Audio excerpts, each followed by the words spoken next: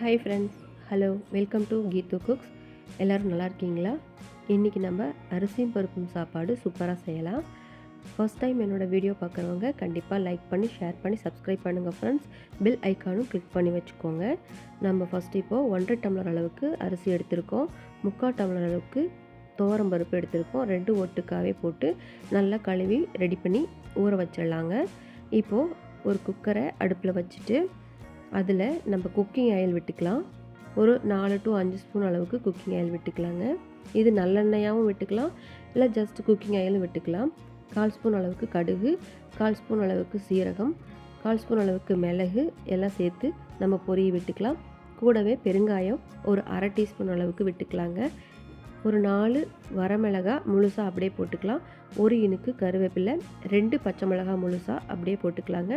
ஒரு 10-12 பூண்டு அதுவையும் உரித்து போட்டுக்கலாங்க. சின்ன வெங்காயம் கட் பண்ணாமல் ஒரு கிண்ணம் அளவுக்கு போட்டுக்கலாங்க. இதெல்லாம் சேர்த்து நம்ம ஆயிலில் வதக்கி விட்டுக்கலாம். அரிசியும் பருப்பு சாதம் அவ்வளோ சூப்பராக இருக்கும். டக்குன்னு நம்ம ரெடி பண்ணிடலாம். அவ்வளோ டேஸ்டியாகவும் இருக்கும். இப்போது கூடவே ஒரு 3 தக்காளி நீல வாக்கில் கட் பண்ணி நான் சேர்த்துருக்கேன். அதையும் சேர்த்து நம்ம வதக்கிக்கலாங்க. தக்காளி வெங்காயம் நல்லா வதங்கி வரட்டும். ரொம்ப வதங்கணும்னு அவசியம் இல்லை, ஓரளவுக்கு வதங்கினாலே நமக்கு போதுமானதாக இருக்கும். ஏன்னா நம்ம சாப்பாடை விசில் தான் விட போகிறோம்.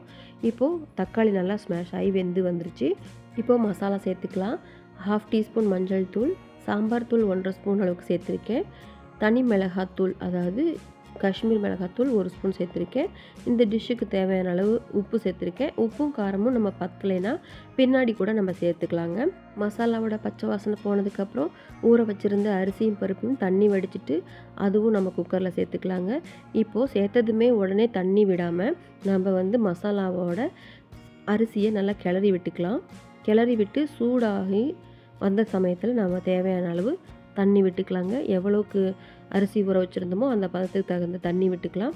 நான் 1.5 டம்ளர் அரிசி, 3/4 டம்ளர் பருப்பு, 2 சேர்த்து 2.25 டம்ளர், நான் 5 டம்ளர் அளவுக்கு தண்ணி விட்டுருக்கேன்.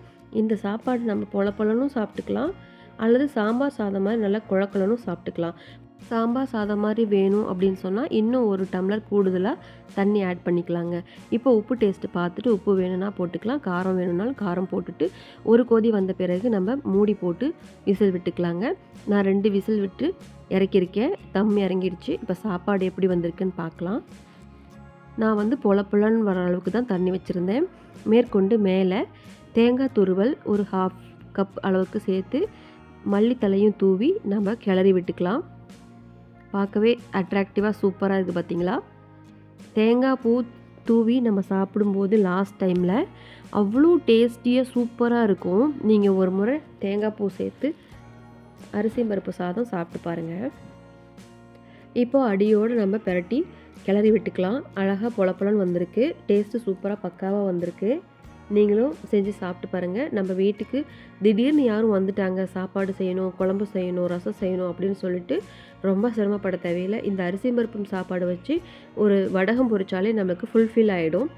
இந்த வீடியோ பிடிச்சிருந்தால் கண்டிப்பாக லைக் பண்ணி ஷேர் பண்ணி சப்ஸ்கிரைப் பண்ணுங்கள் ஃப்ரெண்ட்ஸ். பெல் ஐக்கானையும் கிளிக் பண்ணி வச்சுக்கோங்க. கண்டிப்பாக கமெண்ட் பண்ணுங்கள். ஒவ்வொரு கமெண்ட்டுக்கும் நான் உங்களுக்கு ஆன்சர் பண்ணுறேன். நெக்ஸ்ட் வீடியோவில் மீட் பண்ணுறேன். Thank you, bye and take care.